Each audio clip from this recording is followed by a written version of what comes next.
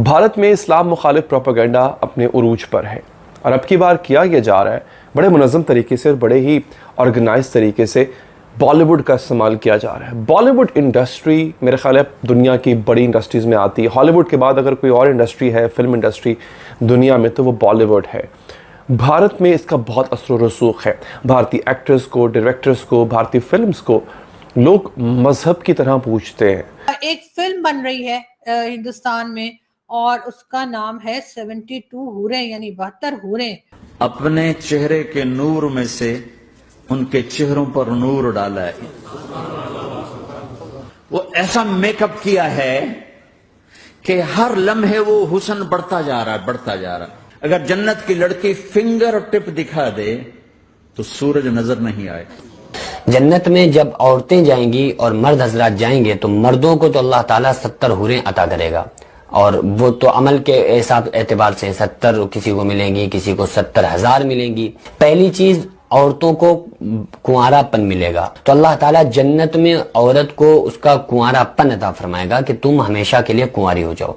शौहर उसका उसके साथ हमबिस्तरी करेगा, मुआशरत करेगा, लेकिन उससे भी उसका कुंवारापन जाया नहीं होगा, खत्म नहीं होगा। वो कुंवारी की कुंवारी ही रहेगी। मोदी के इंडिया में एक और भी कैंपेन बहुत जोरों शोरों पर चल रही है।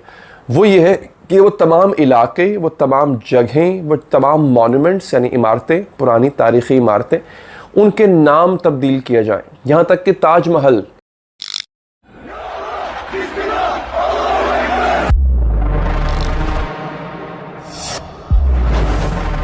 तुमने जो जिहाद का रास्ता चुना है वो रास्ता तुम लोगों को सीधा जन्नत में लेकर जाएगा। कंवारी अनछुई हूरें तुम्हारी होंगी, तुम्हारी हमेशा के लिए। नमस्कार दोस्तों, मैं आर्यव्रती योद्धा आपका अपने चैनल पर हार्दिक स्वागत करता हूं। दीप्तो सेन द्वारा निर्देशित फिल्म 72 हूरों का ट्रेलर रिलीज़ हो चुका है। इस ट्रेलर के रिलीज़ होने के बाद पाकिस्तानी मौलानाओं और पाकिस्तानी कट्टरपंथियों द्वारा तीखी प्रतिक्रिया सामने आई है। पाकिस्तानी मीडिया ने सिर्फ ट्रेलर देखकर इस बात का अंदाज़ा लगा लिया कि यह पिक्चर प्रोपेगेंडा पर बेस्ड है तथा इसको सरे से नकार दिया गया। पाकिस्तान, जिसका मुख्य निर्यात ही आतंकवाद है, जहां पर इंटरनेशनल इंस्टीट्यूट ऑफ टेररिज्म जैसे संस्थान चलाए जाते हों, जहां पर प्रोफेसर हाफिज़ सईद, लखवी, मौलाना मसूद अज़हर जैसे पढ़े लिखे विश्व प्रख्यात लोग निवास करते हों, जहां की धरती पर नोबेल विजेता ओसामा बिन लादेन का कभी पांव पड़ा हो, वहां पर ऐसी पिक्चर को प्रोपेगेंडा ही माना जाएगा। आइए देखते हैं इस पिक्चर के ट्रेलर पर पाकिस्तानी मीडिया द्वारा किए गई टिप्पणियां तथा किस तरह मौलाना 72 हूरों का लालच देकर युवाओं को आतंकवाद की ओर लेकर आते हैं। ये 72 हूरों के ऊपर इन्होंने मूवी बनाई है। इससे पहले शायद आपको याद होगा कश्मीर फाइल्स, केरला स्टोरी, ये 2 मूवीज अभी हाल ही में आई हैं। 2-3 दिन से मुझे नॉन स्टॉप इंडियन टीवी वाले मुझे कॉल कर रहे हैं कि जी हाँ 72 हूरों के ऊपर शो कर रहे हैं, आप ज्वाइन कर लीजिए। यार मैंने क्या किया है, मैंने क्या करना है 72 हूरों का? तो और कोई पॉलिटिकल शो हो तो आ जाऊं। तो उन्होंने कहा नहीं जी, वो जो आपने किया था ना, क्वेश्चन किया था मौलाना साहब से, तो इसलिए हम आपको बुला रहे हैं। तो हो सकता है अशोक पंडित जी ने उस मेरे जो शो था मौलाना साहब के साथ जिसमें 72 हूरों का पूछा था, शायद उससे आइडिया लिया हो। लेकिन अगर ऐसा आइडिया लिया है तो कम से कम सर को, यानी कि ये पंडित जी को, यानी कि ये अशोक पंडित जी को मेरा नाम तो फिल्म में दे ही देना चाहिए ना, आइडिया बाय अर्जु काज़मी। लेकिन अगर ऐसा नहीं है तो कोई बात नहीं, कोई बात नहीं, हो सकता है ओरिजिनल आइडिया हो तो बनाइए फिल्म। और ये फिल्म रिलीज हो रही है 7 जुलाई को। आप कभी देखें ना किस तरह से इनके सेलिब्रिटीज़ को, इनकी जो फ़ैन फॉलोइंग है, किस तरह से ट्रीट करती है, खुदा मानती है ना उस बिल्ला इनको। तो इनके ज़रिए जो मैसेज पहुंचाया जाता है वो आवाम के दिलों में और जहनों में बैठ जाता है जाके। मोदी गवर्नमेंट का ये सेकंड टेन्योर है। एक ऐसी जमहूरियत के अंदर नाजरीन हमने ये देखा कि मोदी उस नई पार्लियामेंट का इफ्तिताह कर रहा है और सिर्फ हिंदू पंडितों को बुलाया गया। उसमें बड़े कट्टर किस्म के हिंदू पंडित जो थे उनको बुलाया गया और उनके ज़रिए उस नई पार्लियामेंट का इफ्तिताह करवाया गया। यानी दीगर मज़ाहिब जो वहाँ पे सिख हैं, वहाँ पे मुसलमान बहुत बड़ी तादाद में है, दूसरा बड़ा मज़हब है क्रिश्चियंस बहुत बड़ी तादाद में, उनकी नुमाइंदगी नहीं थी।